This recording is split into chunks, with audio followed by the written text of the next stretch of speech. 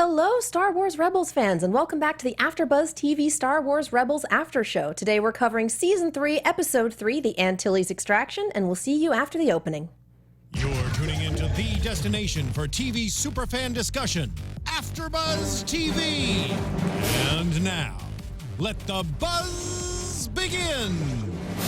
I will forever love this. Yes. I adore this so much. Yes. Evidently, our booth guy adores it too. Oh, yeah. Thank you guys so much for tuning into the Star Wars Rebels AfterBuzz TV After Show. We are looking at Season 3, Episode 3, The Antilles Extraction. With me, I have the wonderful Michael Young. Hey, what's up, guys? Check it out. We're about to talk some Star Wars Rebels. What's up? And I'm Katie Cullen. You can find me on Twitter at Kiaxet. That is Kiaxet. We have the hashtag ABTVRebels, and it looks like you guys have already put some stuff in there. Good on you. And we will have the live chat up in just a moment, so if you have something to say, if you have any questions, comments, anything fun like that, throw it in the hashtag, throw it in the live chat. You may well get a shout out. For those of you wondering where Emma and Megan are, they are on secret missions in different parts of the galaxy. They should be back next week. What did you think of this episode? Solid. It was a solid episode. I wouldn't say it was great, but it was definitely solid. I enjoyed it. And my favorite part is kind of towards the end, but it's solid. A very solid episode. I think this is a much stronger opening than season 2. I'll say that. Much stronger, like first few episodes? Yeah. Like I feel like this season has opened stronger than the last season. Which is a good thing because I guess, going up. But I will argue that season 2 had a stronger 2-part opening movie because it's kind of hard to beat that. Yeah. But the next few episodes of lead in, I'm with you on that one. The next few episodes were like, ugh. I had so much fun with this episode. Oh my God. I think watching Governor Price throw down was one of my favorite parts of this. It was just incredible. Like, you gotta do what you gotta do. You don't get to see older woman officers do stuff like this. Well, I mean, she has I know it sounds stupid. She has the power. Oh, yeah. She has to operate in that power. She has to let people know, like, hey, this is what's going on. This is how I do. If I have to do things that might be dirty, because when they had I don't want to skip too far ahead, but we're doing the thing. Okay. Let's do it. Let's go. When they got to like the whole, I guess, the chair, the information chair and stuff. Yeah, the interrogation machine. It's like, oh, hello, darkness, my old friend. We're back. It's like, yes. I've seen this before, and it's terrible. Can we get the live chat up when you get a minute? Thank you. Yeah, like the Xehanordo in the hashtag said, I feel like Governor Price had to be a trained soldier at some point, given her skill and resourcefulness in this episode. I completely agree. Yeah, probably like, came up in the ranks, and the way she takes to her duties, she probably rose very fast. You don't get promoted in the Empire if you can't handle the tasks that you're given. And if you fail, you get beheaded. Yeah, we've seen failure. this. They don't take failure too well. No, they don't. And but she's a perfect example of what you want to see in the Empire. Even though I know that's a bad thing, but you need the Empire to be bad. So she nailed it. She nailed it for me. She's part of the reason that I was just like, wow, these guys are in trouble. Well, and it's interesting what we see in the simulation that they do, because we have Sabine and Wedge in a simulation where they're fighting Imperial rebel troopers taking out Y-Wings, and then they come upon a disabled transport, much like what we saw at the beginning of the episode. It's direct parallels. And they're ordered to take it out, despite the fact that it is surrendering and begging for mercy because they have injured people aboard. And Sabine comments that it's against protocol to just destroy it, that Imperial protocol dictates you board. Yeah. And they were told, no, do it anyway. So it's interesting to see how the shift in the Empire is working, how it was originally founded and where it's starting to go. Well, it also kind of shows that each parts of the Empire have their little, like, okay, these are the main rules of the Empire. But if you're over in this sector and you can kind of do what you want. You're kind of off on your own. You have your own franchise of the Empire. Yeah.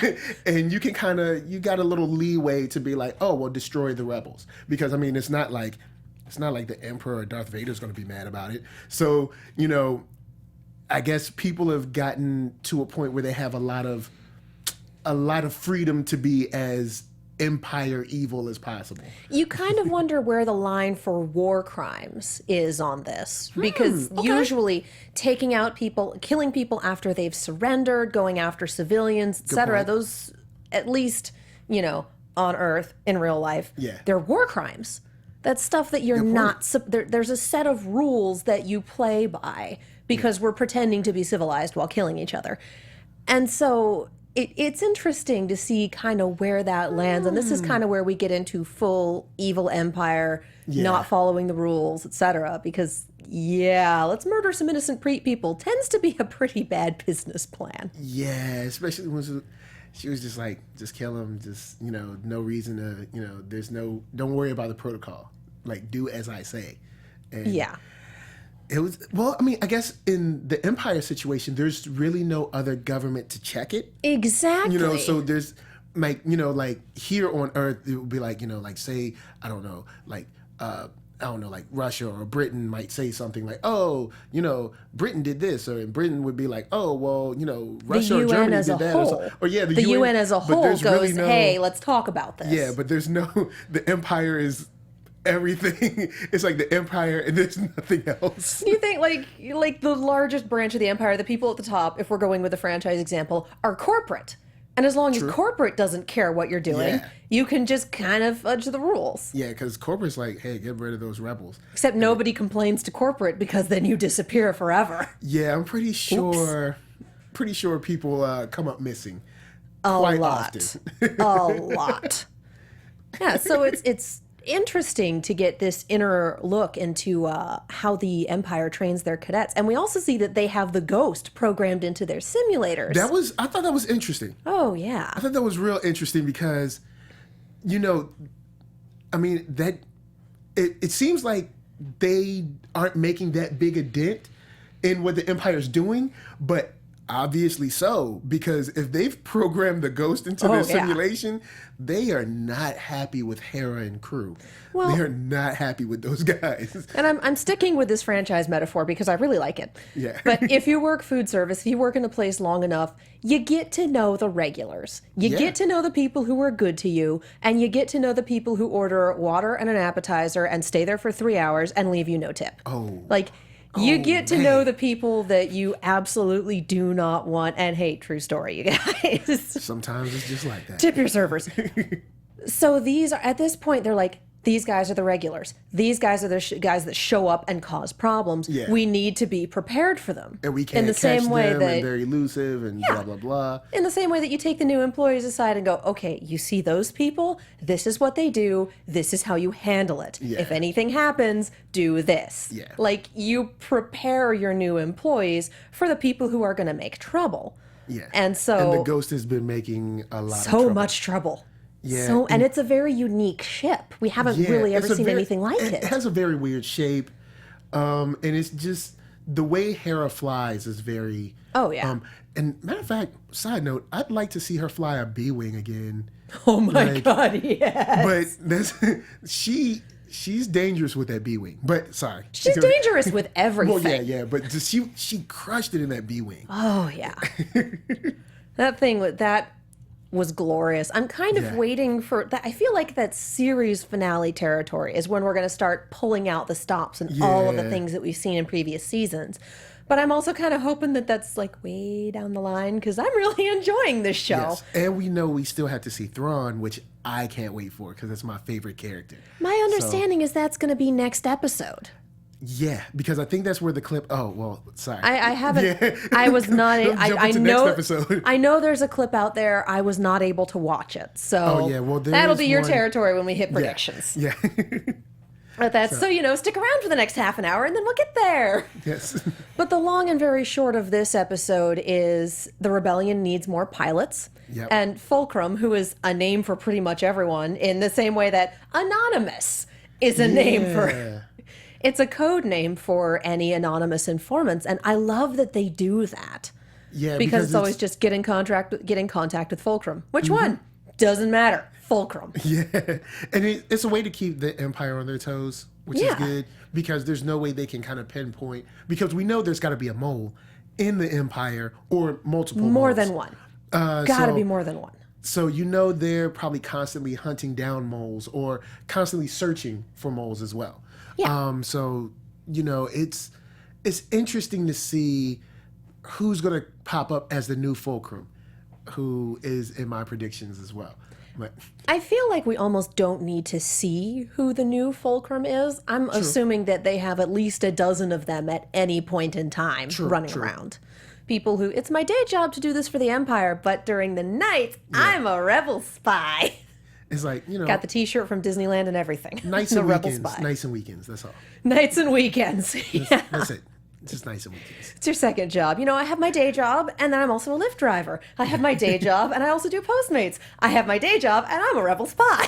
It's like, hey, I do the Empire thing, but then I do the rebel thing. So I hurt people, but then I help people. It's like they're sour and then they're sweet. That's how it works. It's,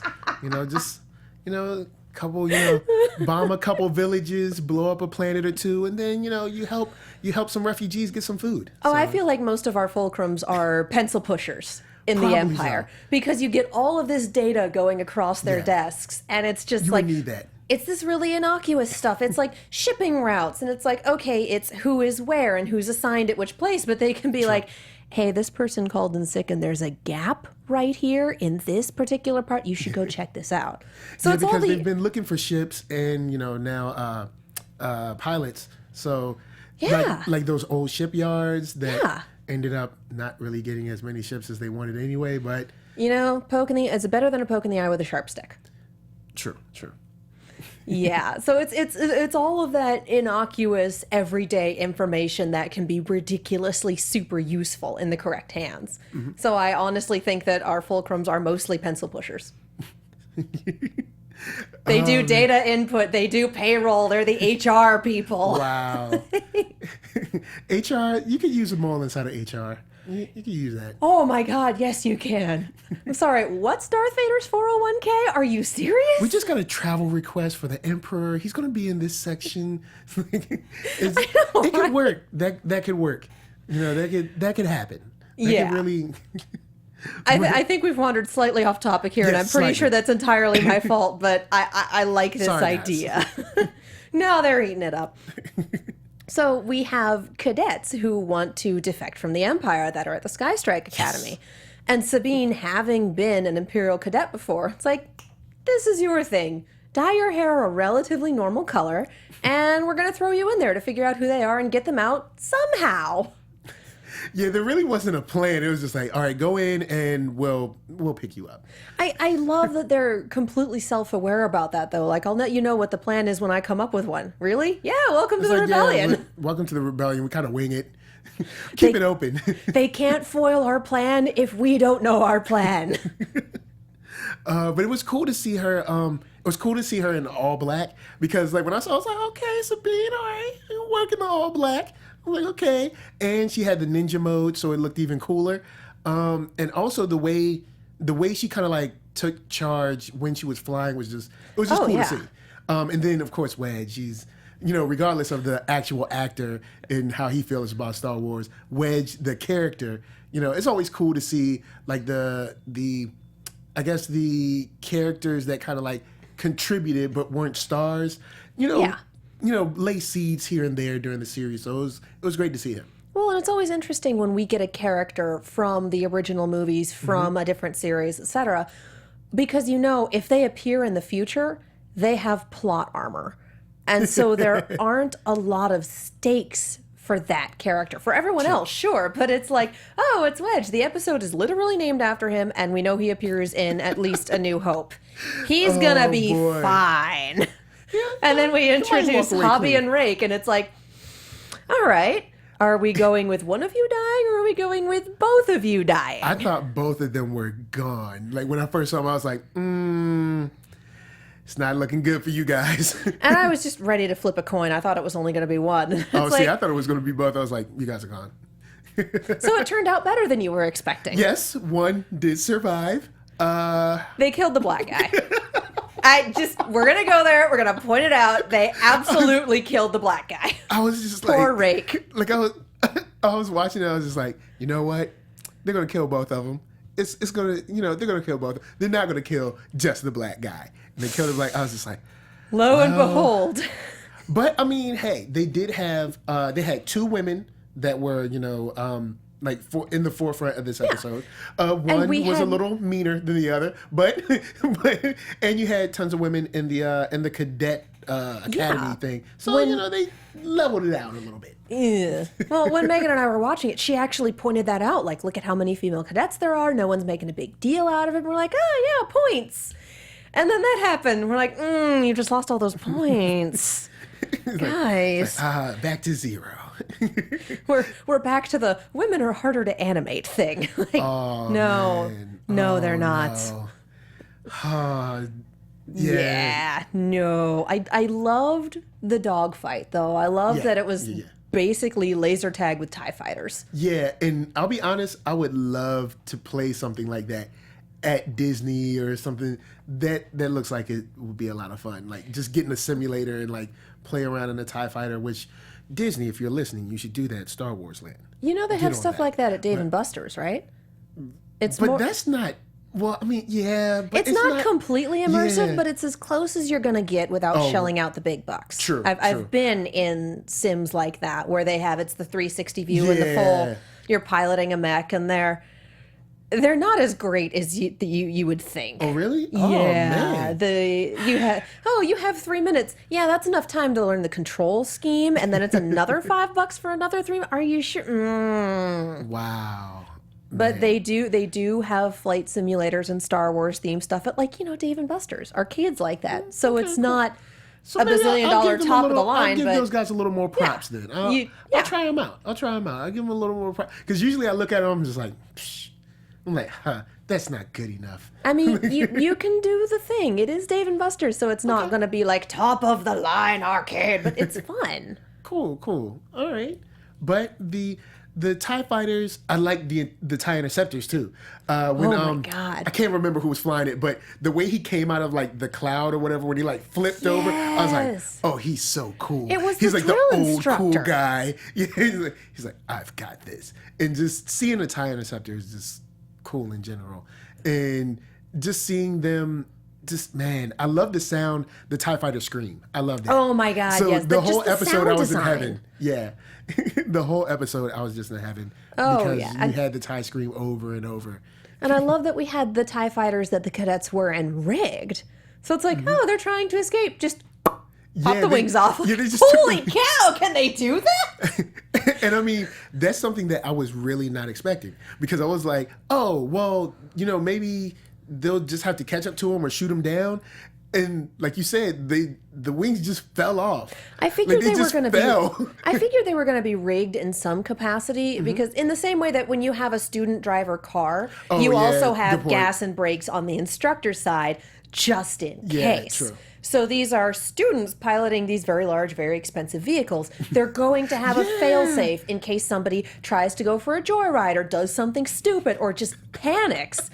They're going to have that rigged in there just in case. That's a good point. And at this point, Empire spends a lot of money. It's like, do you know how much a Death Star costs? You know how much TIE fighters cost? These wings? You're just blowing them up? Yes. Ah, man. It's a good, and so it's a good it point. makes sense that they would have the student cars, Yeah, the student driver these are cars, the trial essentially TIE fighters. rigged to lose power completely, just in case. Yeah. And in this case, they definitely knew that they had rebel defectors, and they wanted to flush them out with this exercise, and so it made absolute sense. And I just, it was fantastic. It's crazy because you never really know. Like, I mean, I guess they knew they were taking a shot with these specific four specific ones, but it could have been any other cadets. But I guess that would also send a message to any other cadets that were thinking of defecting, like, maybe you shouldn't. Maybe, yeah. Like, Can you imagine some random guy? Hey, what are you guys doing? Oh, what just happened? I'm in the wrong place. Or like, say if you were the one guy that's not defecting, like you look really bad. Like, it's like, hey, look, I was doing what I was supposed to do. These guys left. Like, I don't know. I It's was my not fault. invited to this party. It's like you didn't even ask Nobody me. brought me in. I am offended. I have been left out. It's like, would you have defected? Well, I mean, no, but you could have asked me. It would have been nice. No, then you would have told on us. Why? Then that same person is like, well, yeah, that's true. Okay, you have a point, but I'm still mad at like all of you. Yeah. And so will Governor Price. Yes. I'm telling. I'm telling you. I'm telling. And while on we're all of talking about telling, and before we get into the next little interrogation bit, because that is amazing, we are going to take a moment to bring you a word from our sponsors, because we bring you guys this show for free. Mm-hmm.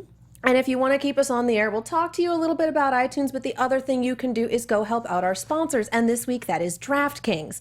Now, I don't know about you, but you can't go 5 feet in my office without hearing someone talk about their fantasy football team. It's D&D for sports nerds. And it's all around incredible. it's all around Facebook when I see Oh, messages yeah. and stuff. Yeah. Everyone does this. And what I keep hearing from all of my coworkers in my nice little cubicle farm is, I can't believe I lost this player. This player hasn't done anything recently. This isn't going well. Like, I just hear, I made this decision 3 weeks ago and it's continually biting and you're me. stuck with it. I regret everything.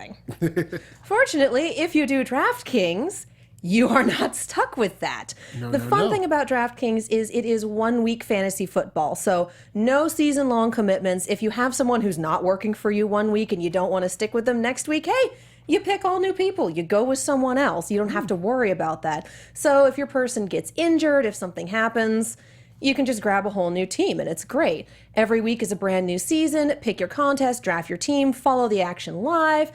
You can bring your friends in on it and be like, okay, guys, we're doing 3 weeks. Best of 3 wins. Let's do this. And just have however long or short a competition you want. You can try 50-50 contests where the top half of all entries win cash. Those are good odds. Those are good odds. And if your current fantasy team is just not super happy right now, you can still win at DraftKings. So, here's what you guys can do. If you hear about this and you're like, yeah, my fantasy team is not doing super great. I want to do this 1 week thing. I want to do DraftKings. Let's try it out. So you go to DraftKings.com and you use the code BUZZ, B-U-Z-Z, to play free with your first deposit. So, I mean, you watch our show, you like us, and we're hooking you up with these wonderful sponsors who are helping us out. So again, that is code BUZZ, B-U-Z-Z, to play free for your share of over $1 million in total prizes. This weekend only at DraftKings.com.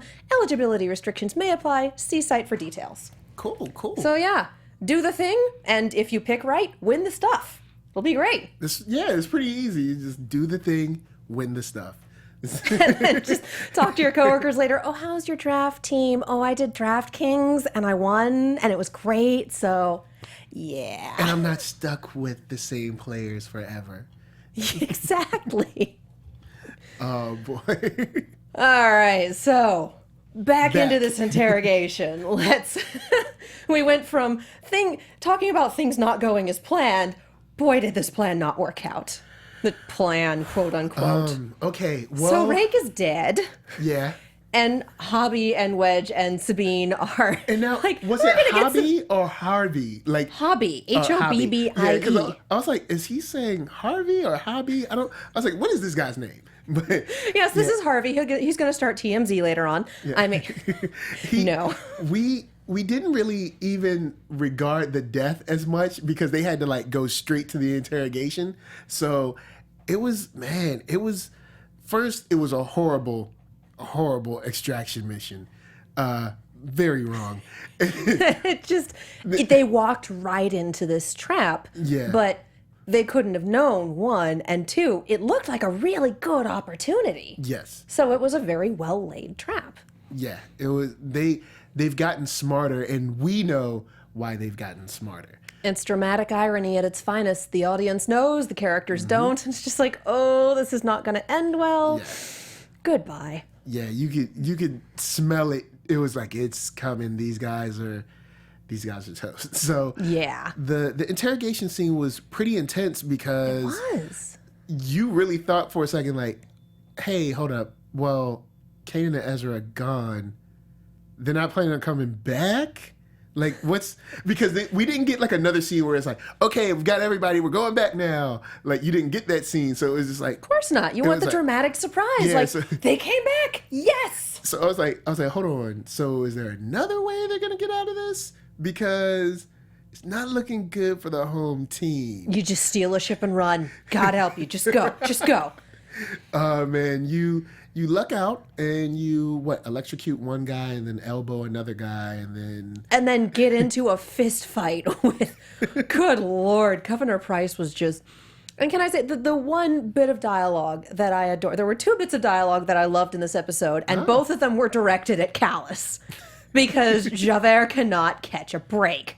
And one of them was Governor Price to Kallus, my hope is that I may teach you something today. Like, wow. That's cold. Shade. That's cold. And then man. Sabine doubling down. Well, it looks like they found someone who can do your job. Like, oh. Wow.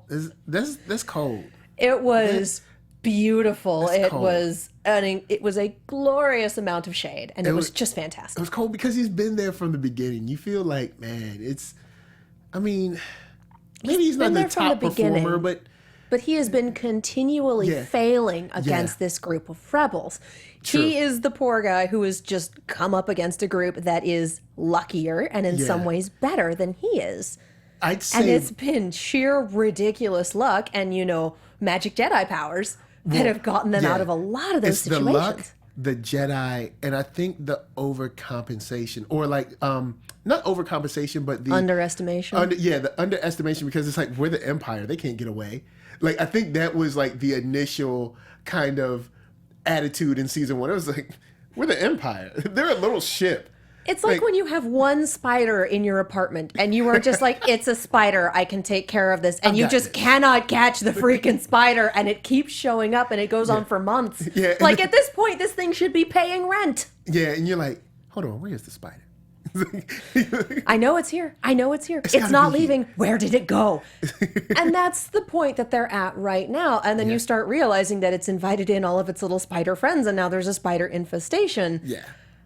And it just keeps getting worse. And that's where the Empire is at right now. Like, we should have control of everything, but this stupid spider keeps showing up. Yeah, and giving other spiders hope. And all of that stuff. So, people are starting to look up to the rebels. People are starting to want to be rebels instead of kind of, at first they kind of tried to, scare people into not helping the rebels. Yeah. But now the rebels actually have a small but a decent footing to be like, hey, there is a rebellion. There are people that you can, I guess, join up with. So it's never really been these people are worthy adversaries. Yeah. It's, we'll take care of them, to, boy, this is really annoying, to, why the heck have you not died yet? How can we not, how has this not happened? And then, so at this point, they're just frustrated. Yeah, and then, of course, the one leg up that they thought they had, because they were like, remember at first, they were like, oh, there's no more Jedi. We have Inquisitors. We can do what we want to do. La, la, la. And then all of a sudden, it's like, hold up. So there's still Jedi? And they're coming out of the woodwork. So it's like, okay, well, let's throw some Inquisitors at them. They're Jedi-ish or whatever. They call them the Red Blaze. They know what to do. And then the Inquisitors fall. And then more Inquisitors fall. And then it's like... And then the brothers and sisters start going down. And then even Darth Vader can't finish the job. And it's just like, not for lack of trying and being completely terrifying. That's where we're the protagonists, we have a certain amount of luck allotted to us comes in, because how else do you survive fighting Darth Vader? You usually don't. Yeah. You usually just don't. Which he dropped my favorite line of last season when Ezra was like, I'm not afraid of you. And Darth Vader said, you'll die braver than most. I was like, yo, Vader does not play. Because he was like, look, I don't care if you're a kid. Like, didn't you see the prequels? No. Didn't you see the prequels? I have murdered so many children in my time. Killed so many You're kids. just a little older than them, but that's okay.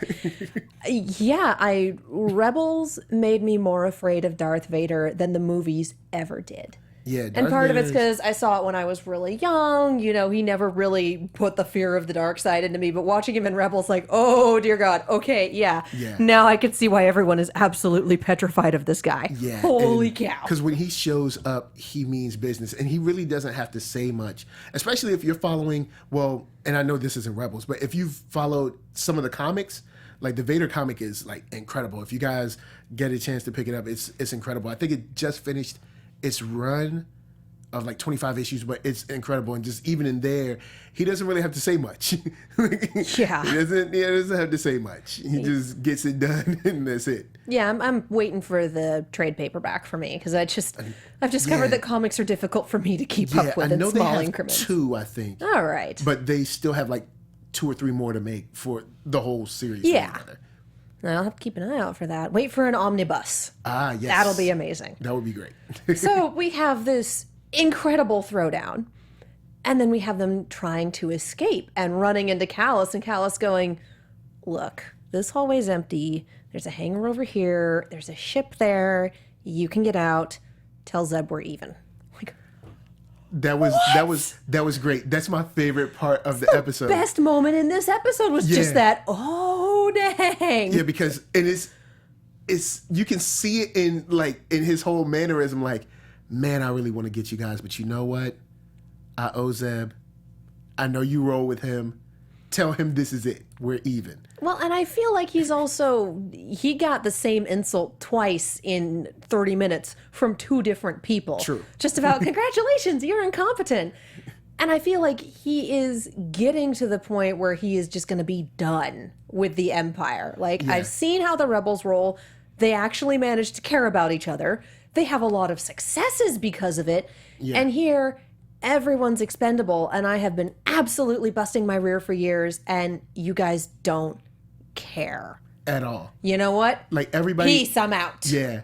And it's weird because the way they were when Zeb and him were on, I can't remember the name of the episode, when they were in the, when they were together and had to like pretty much depend on each other to save each other's lives. Yeah. Like, it was like, you know what? Kallus isn't that bad. And this is the guy. You know what? He's okay. This is the guy who took responsibility for a genocide and has been rubbing it in Zeb's face for a good chunk of time. Yeah. So I'm wondering where we're going to see him end up at the end of the season. I I'm honestly very interested feel to see like where he ends up. I feel like if he defects, he will not live much longer. He's that kind of character where if he goes down, it's going to be a blaze of glory. If he decides to defect, it's going to be one big thing and it'll help, but that'll he'll be die it for in him. that thing. Yeah. Yeah. Once you've done the genocide thing, it's really hard to come back from that slippery slope. So yeah, he might do something like ram one ship into another or something like that and go down and Give them intel and get caught. Get them be like the last line of defense at one point. Just I like get to the see feeling. that. I like to see that because Kallus he got a little respect for me. Like I was like, you know what, you had those guys dead to rights, but you respected what Zeb did for you. I can roll with that. I can roll with that. Like, he's definitely become a more interesting character. Yeah. And he is one of the few Empire people we've seen that has survived for 3 seasons at this point. So many Empire, so many like characters him- are just getting murdered It's left, like right, him, and center. Tarkin. And Tarkin has Was plot Price there armor. at the beginning? Price was not there at the beginning. Yeah, okay. But Because we had the Tarkin has other, the plot. the blonde woman. Remind me of her name. I can't remember. You know who I'm talking about. Yeah. Died in a horrible ship explosion when she was trying to escape. That came out of nowhere, too. Oh, yeah. That came out of nowhere. It was just like, oh, she's dead now. Yikes. Yikes. Didn't Vader do that? He did.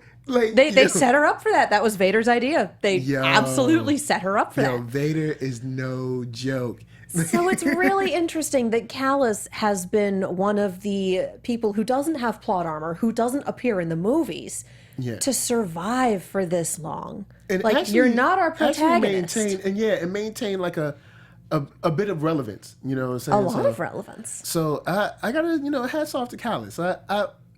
He's Empire, but I like him. See, they're doing the you either die a hero or live long enough to see yourself become a villain from the flip side. Good point. Yeah, good because point. from the Empire's position, we're the heroes, they're the villains, or at least Yeah. we're in charge, we don't like them.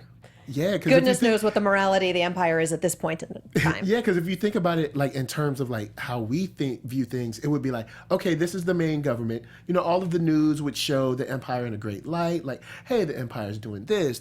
They're helping out schools, and then like on the other side of the galaxy, they're like blowing up people and things. But like they never tell you. it's like, oh, the Empire's so great, and you know. Chad says Minister Tua. Wow. Okay. Thank okay, you, cool. chat. Thank you. I've thank been you. watching you guys. I saw that at least one of you is watching this live for the first time. Thank you for joining us. Cool, Y'all are cool. wonderful. Yes, yes. So yeah, that could be a situation where the people, or at least the Empire, push themselves forward as like, oh, we're the great guys, we're so good, and the rebels are. Well, I mean, if you think about it, the rebels would be what we would consider like terrorists, I guess, in a way. That's how I'm pretty sure that's how the Empire would, the light they would cast them in. The Empire is a dictatorship, though. True. You control everything. You can say, yes, we're the good people. No, they're the terrible people. Oh, no.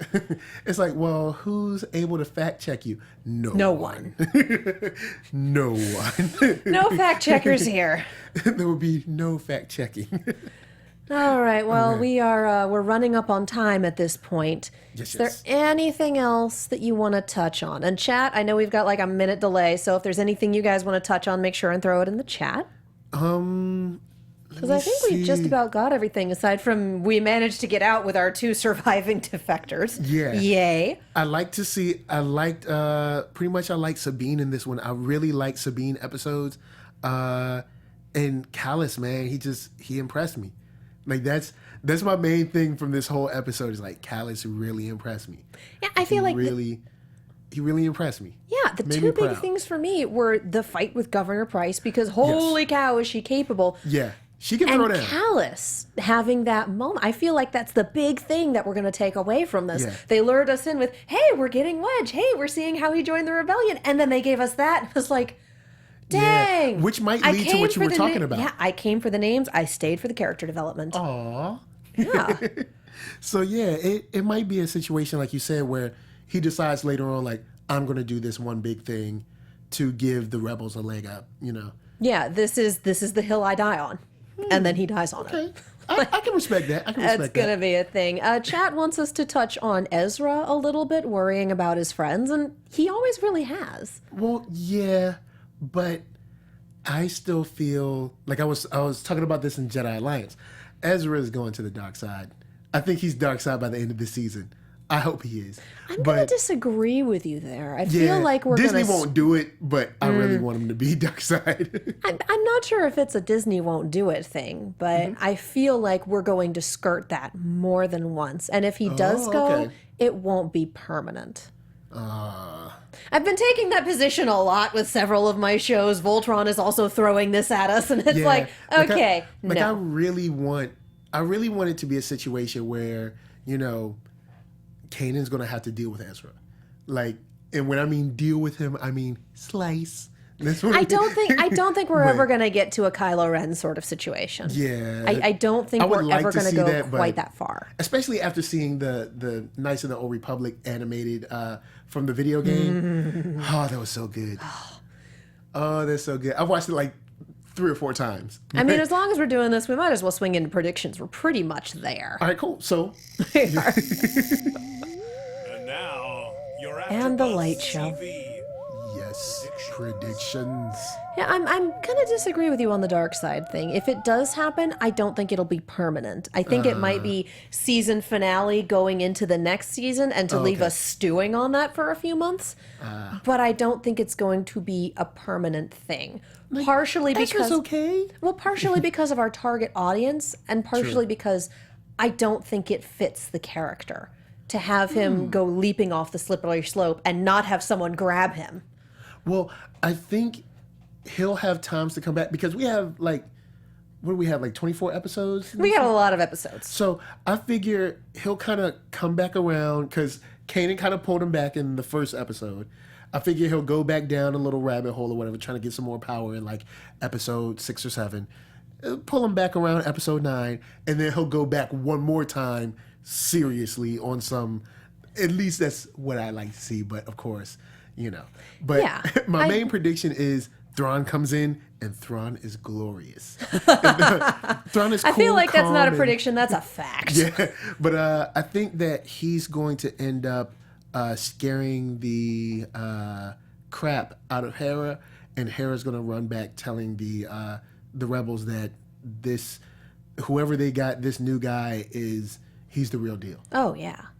Yeah. And I'm looking forward to next week so much. Nicole Dubuque, those of you who are Rescue Bots fans know her, wrote this next episode. Ooh, cool. So I am definitely looking forward to this. This is going to be real good. Fun and probably completely terrifying. So I want it. I want it in my life. Rebels has been solid since we've been back, so I'm hyped.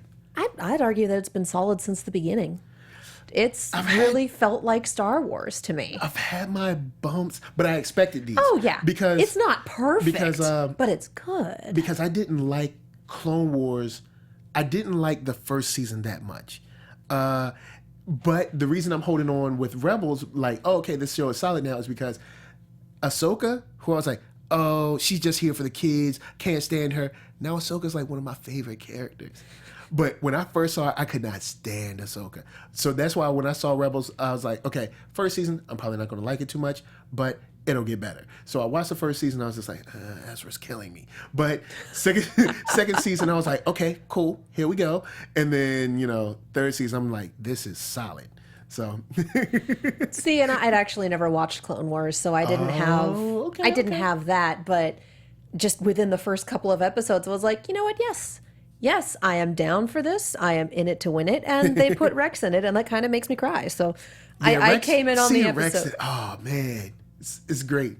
I mean, like Star Tours, the bot. I came in on that episode where he had the little cameo, and I'm like, it's his very first flight, and he's still getting used to his programming. Wow. There are things that I miss from Disney. Let's be real.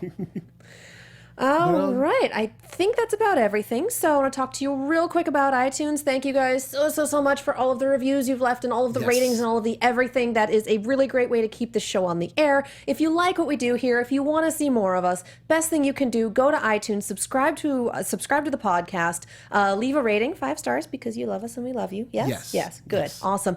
And leave a review. Because our producers do go onto iTunes and they do look at these reviews and say, you know what? Yeah, people really like this Star Wars after show. We should keep it. And then we get to stay on the air, and it's great. Also, if you leave a review, you will get a shout out. We will read it on the air. We don't have anything new since last week, so oh man, skipping over that point for now. But for those of you who have reviewed in the past, thank you so much. We really super appreciate it. And for those of you who haven't done that yet, if you could take 5 minutes of your day, review, subscribe, all that fun stuff, leave a rating. Really super helps us out. Yes, and click that like button. Because, yes. All of those wonderful things. Seriously, we read the comments, we read the reviews. We love you guys. Yeah, you are the reason we are on the air. Thank you. I'll be in the comments chilling with y'all for a little bit. So. All right, so Michael, where can the people find you? You can find me on Twitter at OneYoungsta, which is ONEYOUNGSTA. All right, I'm Katie Cullen. You can find me on Twitter, Tumblr, Instagram, and YouTube at Kiaxet. That is KIAXET. I'm also on Snapchat at Kia Prime. Ooh. All of my shows have come back, so life is really super busy. Arrow is Wednesdays, Blind Spots on Thursdays. Z Nation is Monday nights. Crunch Time is going to be weekly starting on Mondays. And of course, you see me on Tuesdays. I'm right here. Ruby is going to come back next month. It's going to be super fun. Robots in Disguise will be back at some point in the future. Keep an eye out for that. I basically live at the studio, you guys. Thank you guys so much for watching, and we will see you next time. From executive producers Maria Menounos, Kevin Undergaro, Phil Svitek, and the entire AfterBuzz TV staff, we would like to thank you for listening to the AfterBuzz TV network. To watch or listen to other after shows and post comments or questions, be sure to visit AfterBuzzTV.com. I'm Sir Richard Wentworth, and this has been a presentation of AfterBuzz TV. Buzz you later. The views expressed herein are those of the hosts only and do not necessarily reflect the views of AfterBuzz TV or its owners or principals.